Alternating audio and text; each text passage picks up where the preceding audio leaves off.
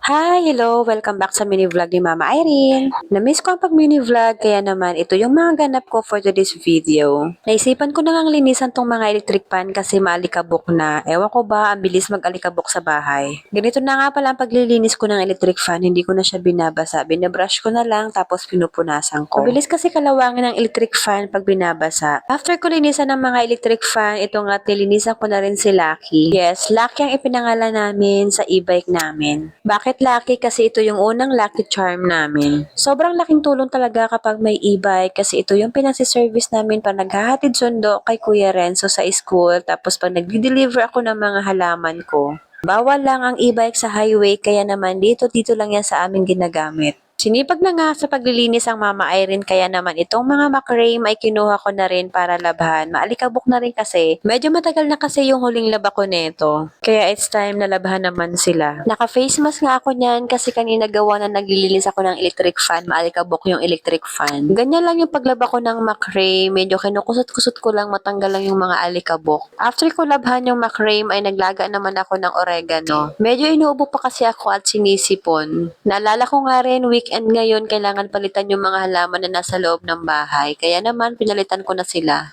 Habang hindi pa nga nagtitrick or treat ang mga bata ay ginamit ko nga muna tong pumpkin basket imbis na candies ang nakalagay, halaman ni Mama Erin ang nakalagay. Ayan, luto na ang oregano ko. Masarap inumin ang oregano pag mainit pa. Kaya naman sinalin ko na nga agad sa baso para mainom ko na. Hindi ko na nga nalagyan ng kalamansi at honey, gusto ko ganyang lasa lang. After ko nga inumin ng oregano ay lumabas naman ako para kumuha naman ng malunggay. Naisipan kasi namin maggataan ng malunggay para ulam sa tanghalian. Mas maganda rin talaga may tanim ng gulay sa bakuran mo para kung sakaling gusto mong magulay, ayan, anytime pwede kang kumuha. Gata na nga lang ang kulang at pansahog, pwede nang maginataang malunggay. O diba, ako na ang kumuha, ako pa rin ang maghihimay. O siya, tapusin ko na tong ginagawa ko. Yun lang muna for today's video. Bye! God bless everyone!